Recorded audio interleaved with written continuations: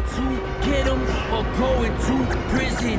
Whoa, dangerous mind of a 22-year-old me. Damn, what a shame. But I didn't know the pizza man. I just looking for the cheese and the bread for the culinary gang. Culinary gang? Fuck it, then I let the mullet hang. I ain't got the budget to go cut it anyway. Wait, I forgot I'm paid. Feels like yesterday when I hid in the shade. Now I live in a crib on a hill, but I still... Well, guys, I guess it's time. Me and Andrew are going to go ahead and get started on the dash tonight. We don't have any intentions of finishing it tonight. So we're going to go ahead and get started. This is not going to be a step-by-step, but I'm going to try to show you as much as I can. For you guys that really want to know how to do this, Foxcast Media has a really good video right here. You can check it out, and there are plenty others on YouTube.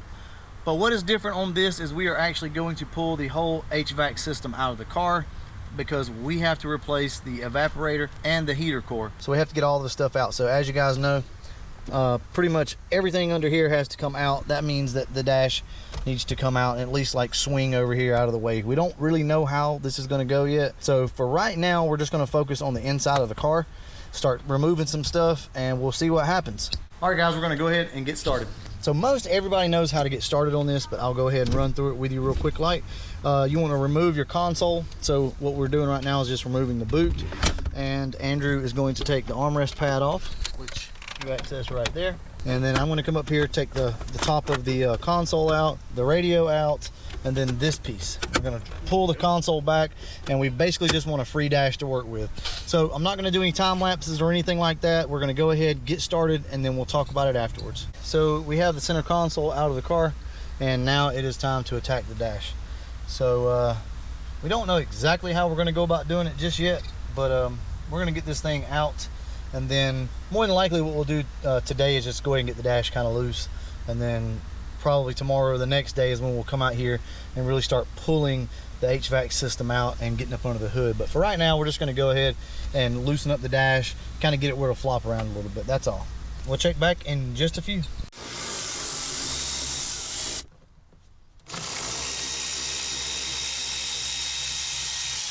All right, little update, guys. We are working on getting the dash out, so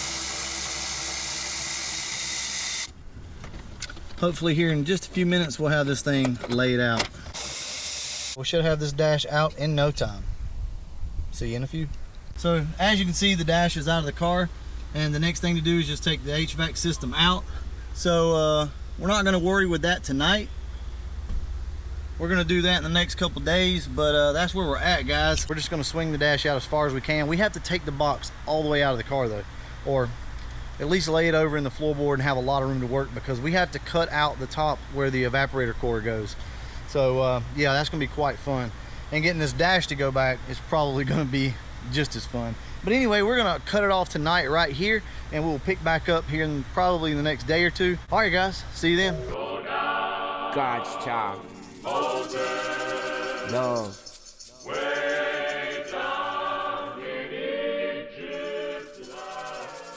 All right, guys, we have got the HVAC system out of the car, as you can see, and you can get the whole box out of the car with just swinging the dash out. The only thing is this right here. I'll show you. On your evaporator, we have to take this off. If you have the ones that are colored, it's going to be the green one or a 5/8. It was not fun.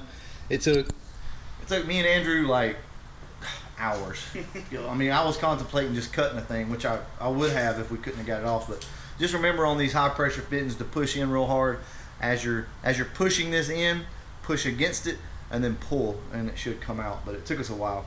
So what we're going to do from here is show you guys what to take apart to replace the evaporator. We've already done it on a mock-up box up here. We're going to show you how to take the blower motor and all that off so that you can get to this, because this has to be cut, and then obviously the heater core just unbolts. But we're going to do that here in just a few minutes. So this is what you're going to be looking at. This is the top of your box. This will be your heater core. This is your evaporator core. So just to kind of get an idea, this is your blower motor. So what we're going to have to do is flip this over and take these two bolts out here. They're 8mm of work.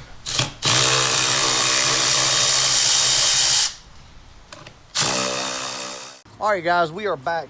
It's about a week later since the last time you saw us taking the bolts out of the box. So in the meantime, what happened was we actually dropped the evaporator and busted it. So I had to order a new one. So just be careful on your evaporator. Like if you drop that thing, that's pretty much it. It's gonna bust it. So we lost a lot of footage. Here lately I've been having some issues with the GoPro, so we're using the cell phone right now. So what I wanted to show you where we left off was actually cutting the box here. Okay, so what we used to cut the box was this tool here. I picked this blade up from Harbor Freight, works pretty good. And essentially you just find the groove, hit it, and you just work your way down and you cut this out. So for those of you that don't know, Ford marks the evaporator for you. You can see this groove that goes all the way around here. They mark it for you. All you have to do is cut it out. Either way, you can use like a razor blade, a knife. It's going to take you a while, but you could do that. I prefer to use this. As you can see, I did not cut it back here. So what we did here was just apply some heat and pull back. What we'll do now is I'll go ahead and show you the installation of the evaporator, which obviously is the exact same thing as removing it. All you have to do here is slide your new evaporator back in, or drop it in, either way. From here, we're just gonna seal everything back up. So what I'm gonna do to help seal everything up is I'm gonna put a couple screws in this thing to hold the lid down for me. So what I'm gonna do is put a little screw in just to hold this.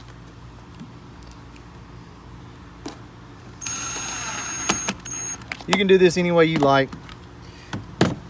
And what we're gonna do now is start sealing everything up.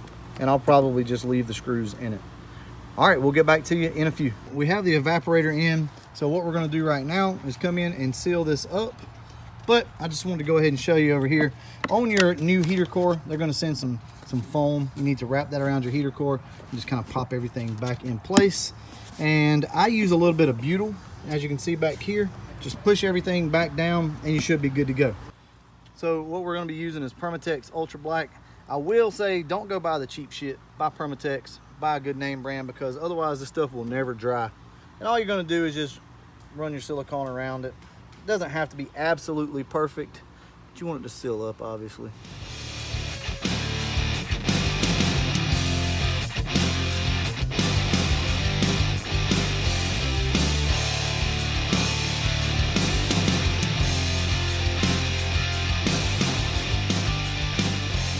All right, guys, that's pretty much it. Like, that's how we're gonna seal everything up.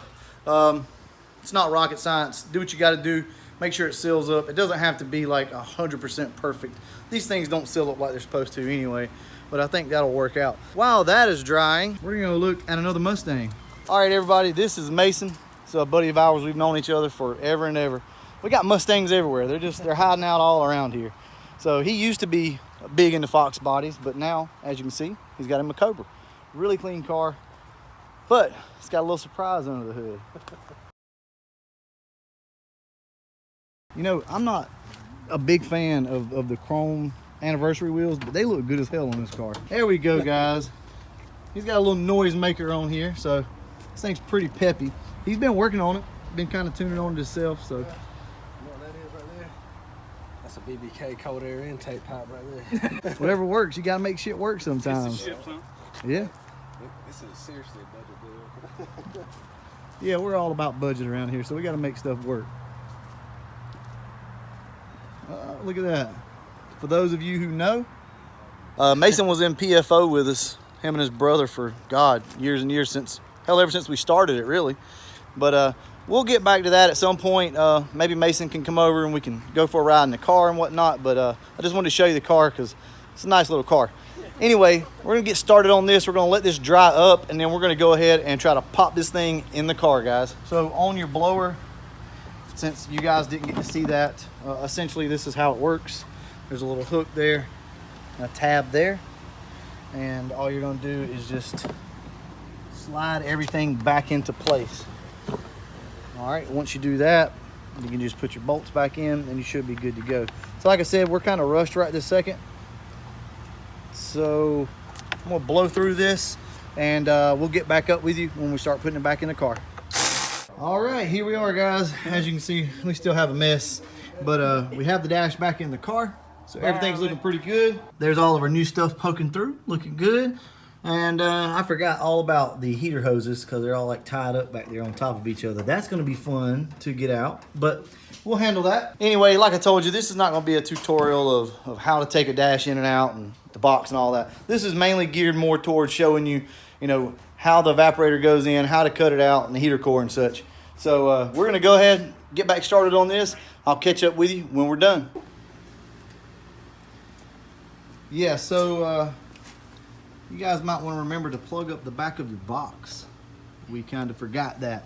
So Andrew is being a contortionist. Did it turn on? Nope, I got the wires free though, so now all I gotta do is find the plug. Oh yeah. There we go, it's plugged in. There we go. Good job, Andrew. So yeah, whenever you're putting your box in, make sure you plug up your blower. Yeah, we're sitting there, we got everything hooked up, we turned everything on and nothing. So, and that wire was trapped up behind the dash. So Andrew somehow fished it out and got it back under there and plugged it up. So, so far so good. Because he thinks he's good, but he's not. So far so good. Looks like everything's good. We're gonna go ahead, hook up the AC lines and try to charge it up and see if we can get some AC going.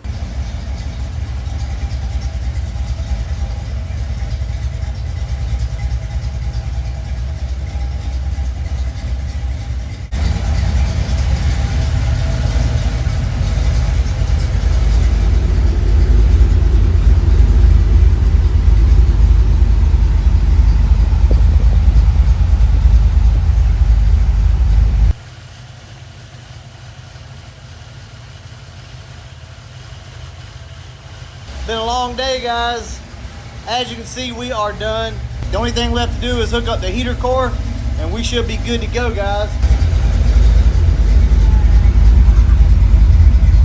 What are you doing? Nothing.